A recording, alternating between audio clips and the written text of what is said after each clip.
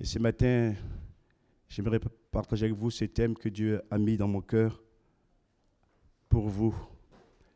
Délivrer de la mort.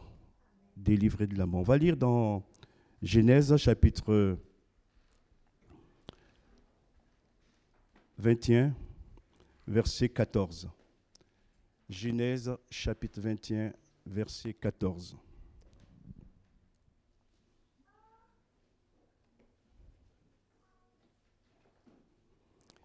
Genèse chapitre 21, verset 14.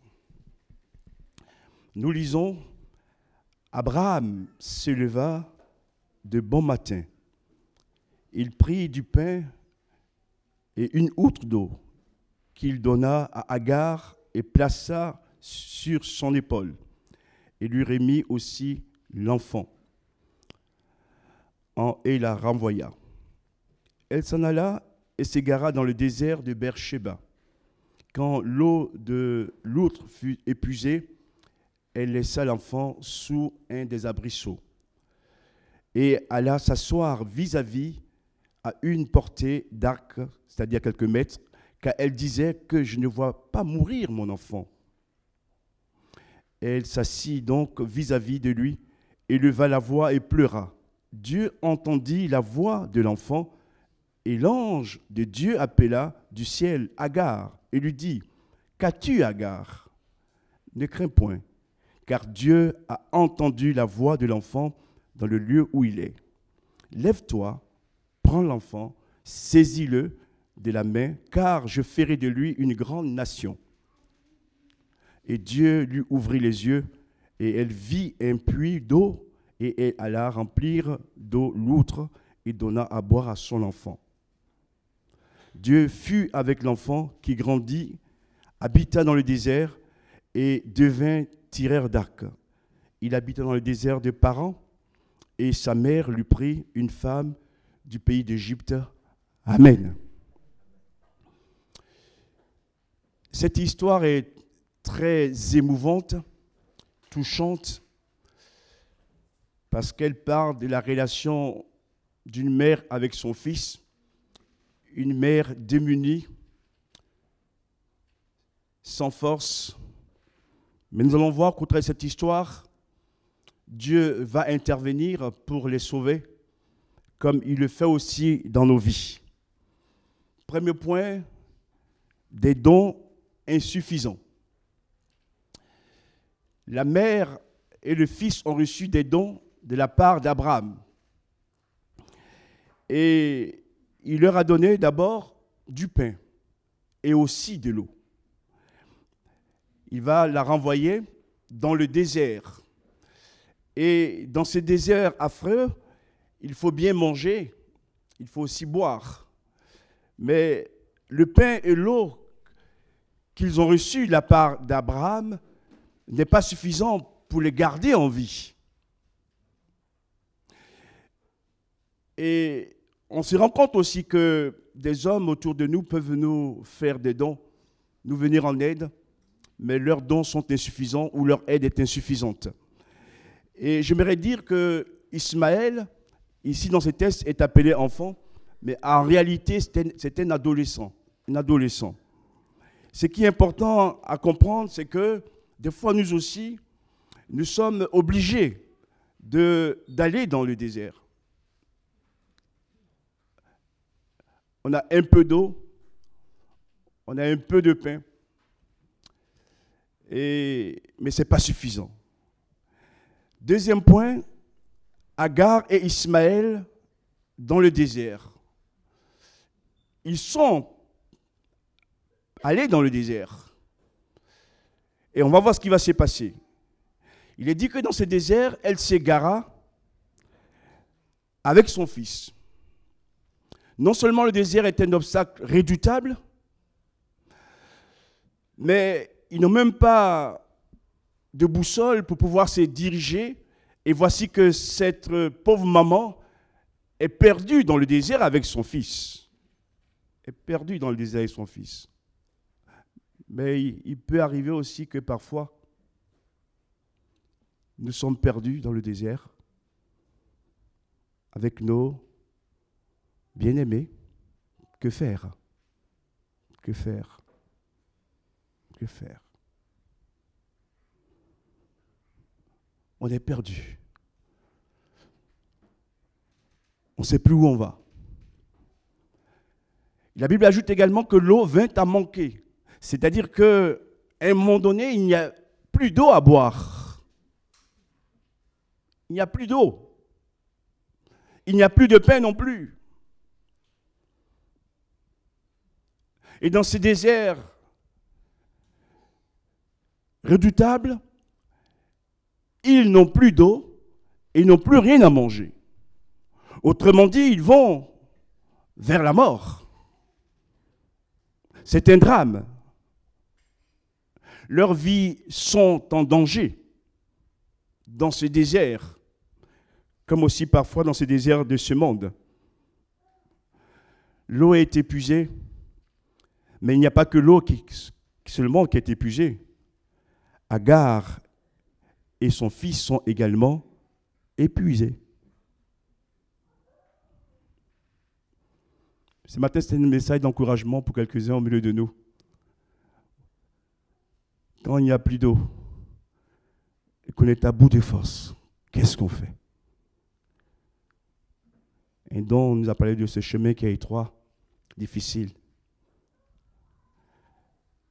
Et de nous faire la promesse de ne pas nous abandonner, de nous aider à aller jusqu'au bout. Quel drame vivent certains dans ces déserts affreux.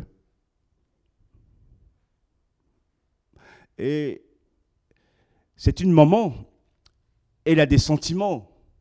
Elle sait que parce qu'il n'y a plus d'eau et qu'il n'y a plus de pain, c'est la mort qui les attend. Et la Bible dit ceci concernant cette femme. Elle ne veut pas voir mourir son enfant.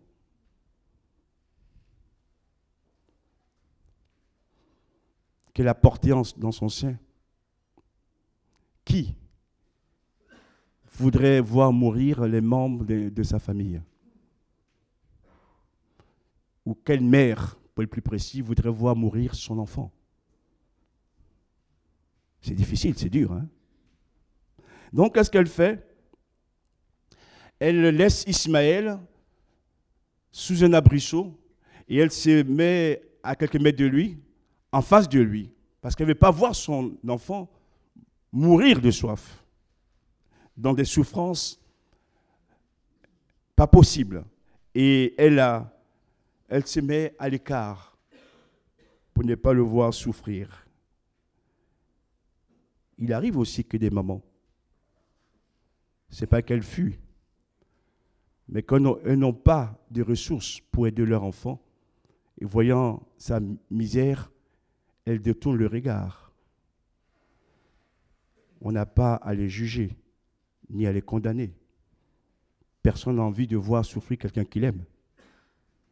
Encore moins un enfant qu'on a porté. Elle est assise à quelques mètres de lui. Elle n'a pas de ressources, elle n'a pas de pouvoir pour l'amener à guérir et à être nourrie. Et qu'est-ce qui va se passer? Troisième point, leur combat contre la mort. Ils vont lutter contre la mort. Et devant ce combat, d'abord c'est Agar, la maman, qui élève la voix. Autrement dit, elle prie. Agar prie. Elle prie en pleurant. Élever la voix ici signifie prier. Et Agar nous montre donc une manière de sortir de cette épreuve. C'est la prière. Elle n'a rien, elle n'a pas d'eau, n'a plus de pain, mais elle peut prier. Frères et sœurs, devant ces combats terribles, nous pouvons nous aussi élever la voix vers Dieu. Il dit, Seigneur, secours-moi. Seigneur, aide-moi. Et il est même dit qu'elle a pleuré. Et pleurer ne signifie pas qu'on a perdu la foi, parce que la souffrance est tellement immense qu'elle ne sait plus quoi faire. Donc elle crie à Dieu pour elle et pour son enfant, et elle pleure. Deuxièmement, Ismaël même aussi va élever la voix. L'enfant aussi élève la voix et prie.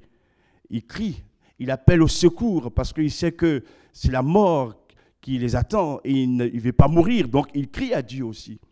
Et ce que j'aimerais dire ce matin à quelques-uns, devant nos impossibilités, devant la mort, on a chanté, devant les montagnes, adressons-nous toujours à Dieu, qui peut faire des miracles. Alléluia. Dieu peut déplacer la montagne.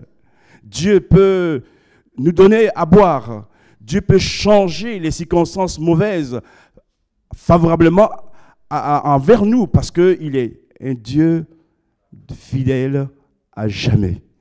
Seigneur, merci pour ta grâce. Au verset 17, il est dit que Dieu entend la voix d'Ismaël. Quand on lit le texte et qu'on prend du temps pour le comprendre, on peut se poser des questions. Qui a commencé à prier? C'est la maman. Le fils, il prie après. Mais le texte biblique nous dit que Dieu a entendu la voix d'Ismaël, de l'enfant. Ce n'est pas un hasard. J'aimerais vous dire ceci. Agar a fait sa prière. L'enfant aussi a fait sa prière. Mais l'enfant était en plus grande difficulté que sa maman. Et je vous livre là une révélation. Même l'enfant ou l'ado qui n'a pas de grands moyens, mais qui élève la voix vers Dieu, Dieu entend sa voix. Alléluia. Dieu entend sa voix. Dieu entend sa voix. Parce que Dieu voit sa misère, Dieu voit son problème, Dieu voit sa difficulté. Cela nous montre que Dieu est un Dieu sensible. Et Dieu ne veut pas le laisser dans cet état. Dieu entend la voix de l'enfant. Et je prie ce matin que ces enfants au milieu de nous qui crient à Dieu, que leur prière soit exaucée. Au nom puissant de Jésus. Ça nous encourage, frères et sœurs. On ne sait pas comment il a prié, mais on sait qu'il a prié. Et Dieu a entendu sa voix. Merci, Jésus. J'ouvre une parenthèse pour dire, ne méprisons pas les prières des enfants. Au contraire, encourageons-les. Gloire à Dieu. Peut-être qu'ils ne prient pas comme nous, mais leur prière, aux yeux de Dieu, a de la valeur. Dieu est sensible. Dieu est compatissant, il est miséricordieux. Dans cette affaire, il ne veut pas laisser cet enfant mourir. C'est pourquoi il entend la voix.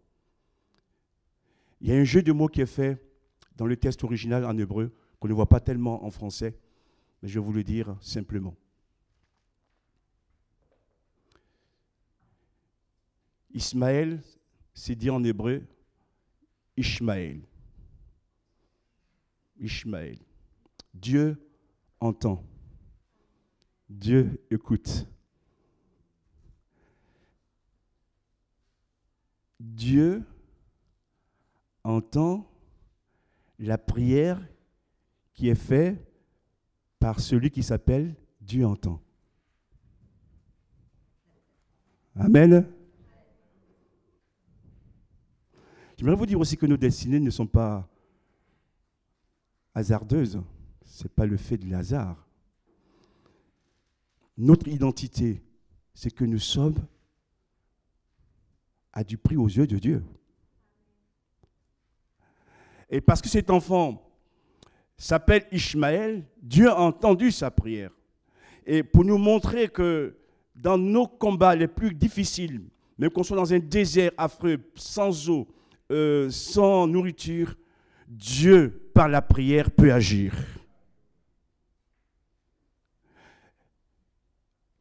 Quant à la maman, la Bible dit que depuis le ciel, un ange va l'appeler. Un ange de Dieu va l'appeler par son nom, Agar.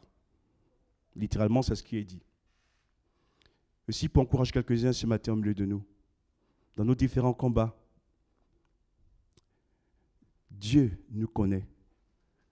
Et quand il nous appelle par notre nom. Amen. Du haut du ciel, l'ange appelle Agar. La contrée est grande, hein? Mais Dieu a vu cette femme aussi. Il lui envoie un ange pour lui parler. Un ange pour lui parler. J'aimerais vous dire que pour nous aujourd'hui, on a plus qu'un ange. On a Jésus avec nous.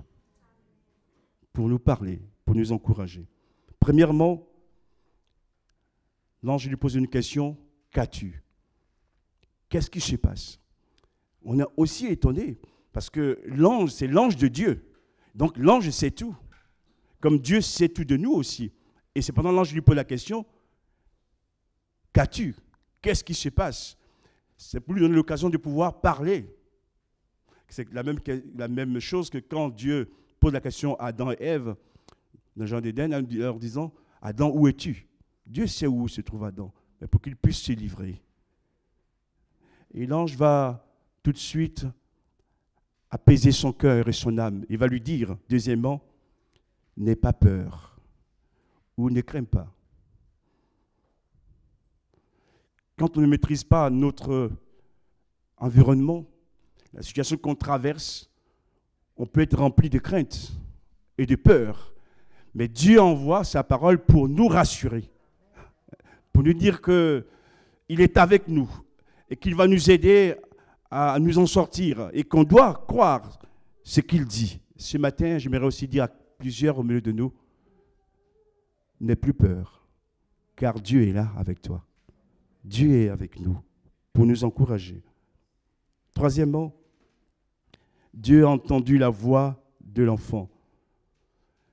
Cette fois-ci, c'est l'ange qui lui dit à la maman, la prière de ton enfant a été entendue par Dieu. L'ange sert de messager, vis-à-vis de la maman. Ton fils ne mourra pas, car Dieu l'a vu.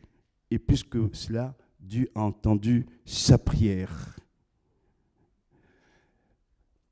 Depuis son lieu où il se trouve. J'aimerais également aussi nous encourager. L'enfant était sous l'abrisseau pour prendre un peu d'ombre. Et quel que soit le lieu où se trouve l'enfant, Dieu peut aller jusqu'à lui pour agir. Ce n'est pas à nous de déterminer les lieux.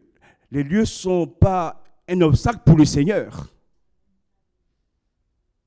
Il n'est que sous un abrisseau, ce n'est pas un grand arbre. Et cependant, Dieu l'a vu et Dieu agit. Ceci pour nous encourager que quel que soit le lieu où se trouvent nos enfants en difficulté, Dieu peut aller jusqu'à eux pour les bénir. Quatrièmement, l'ange va lui dire, lève-toi. Lève-toi.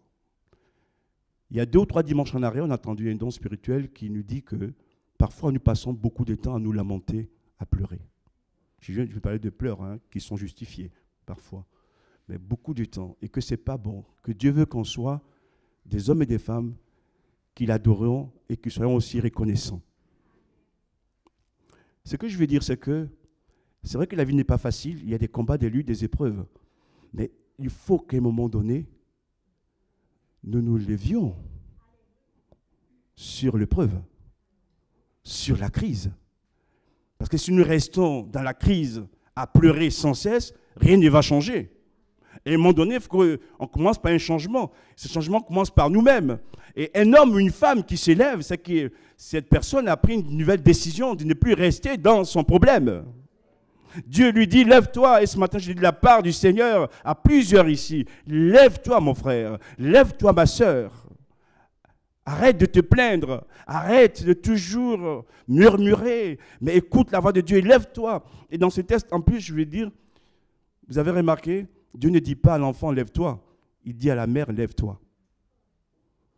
Ça veut dire quoi? Que la mère est responsable de son enfant. Et que les situations dans lesquelles nous sommes, nous aussi, des responsables. Et c'est à nous déjà de commencer à faire les choses que Dieu nous demande pour que nous voyions le miracle. Parfois, on est là, on est assis, on regarde. Même le cœur n'est pas ouvert. Et on voudrait voir Dieu agir, mais Dieu ne pourra pas agir. Agar, lève-toi. Agar va se lever.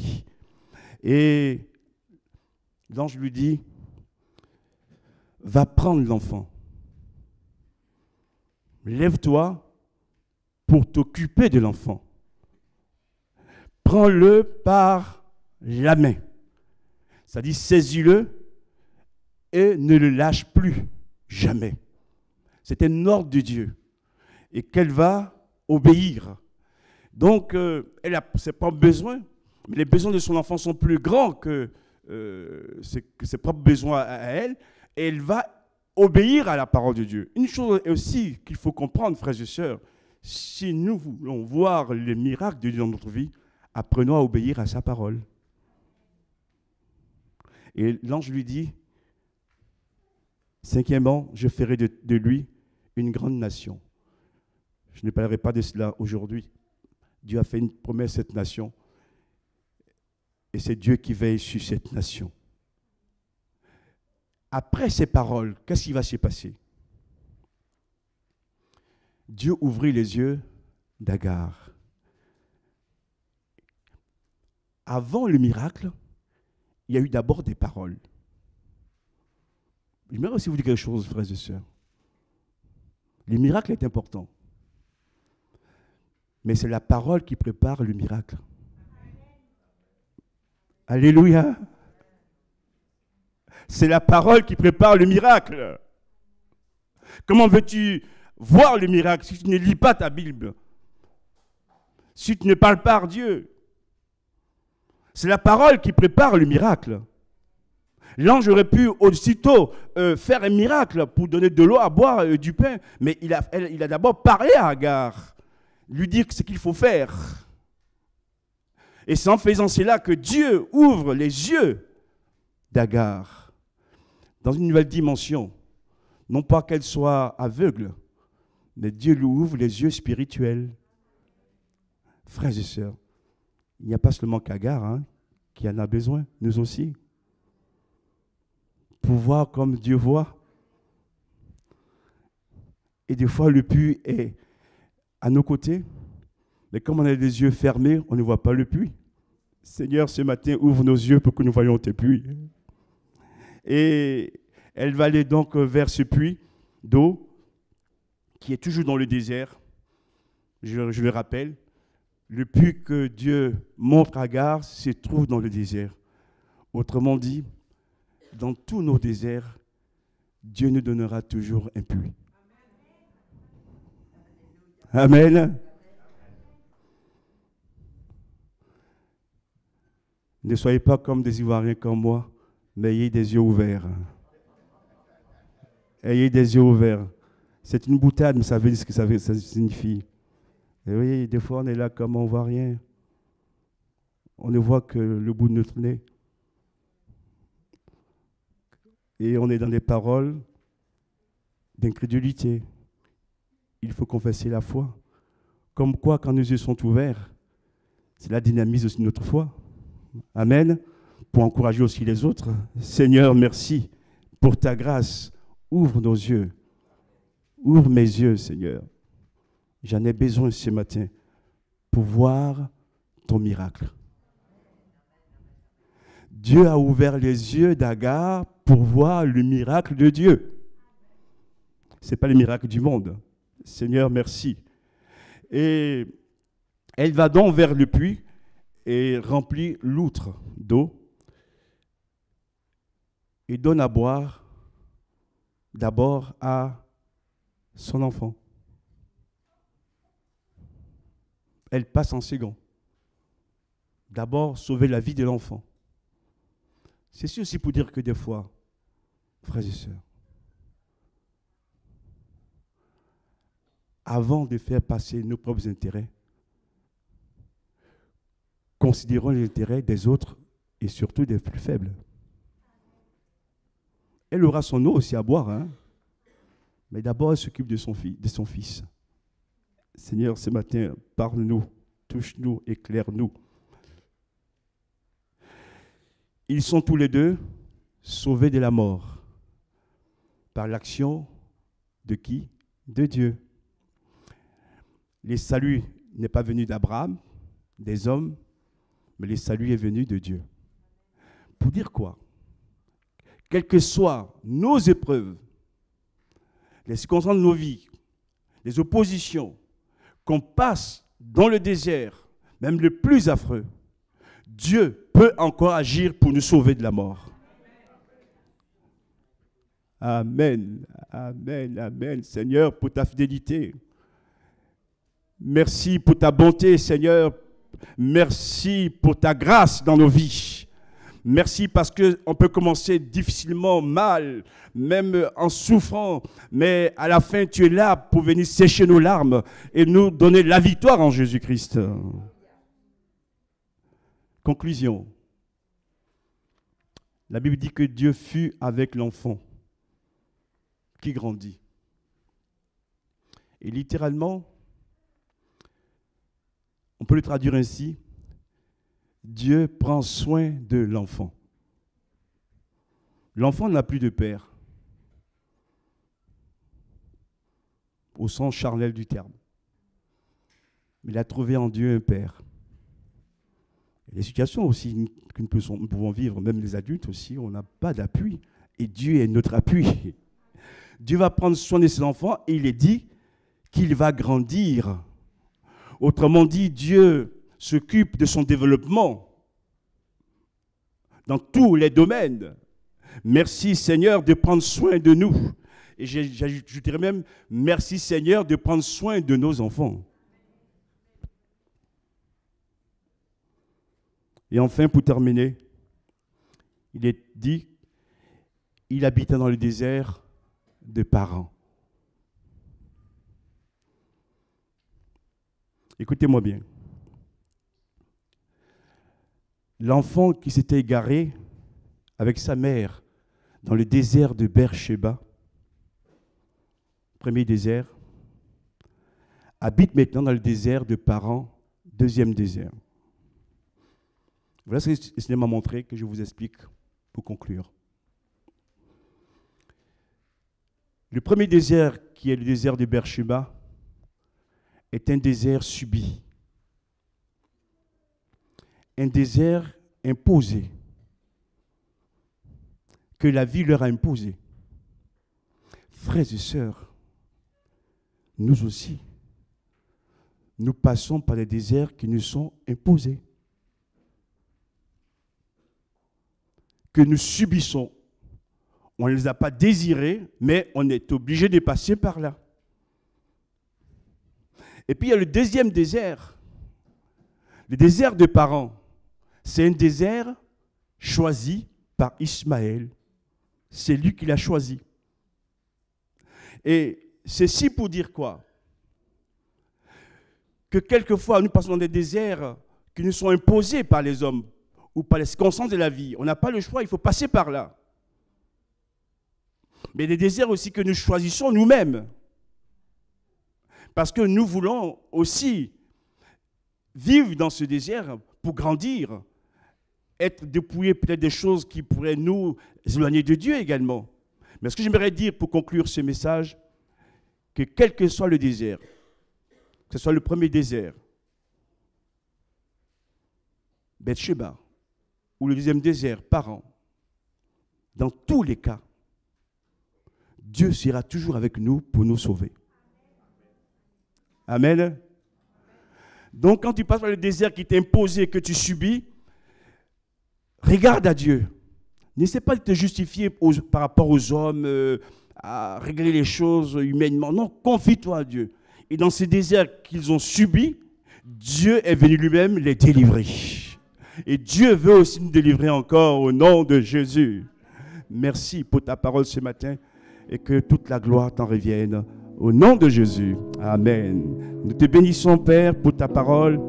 Toi qui nous enseignes, toi qui nous éclaires, toi qui connais nos vies également et qui veux nous aider, Seigneur, à comprendre que devant ces choses de la vie, tu es toujours avec nous.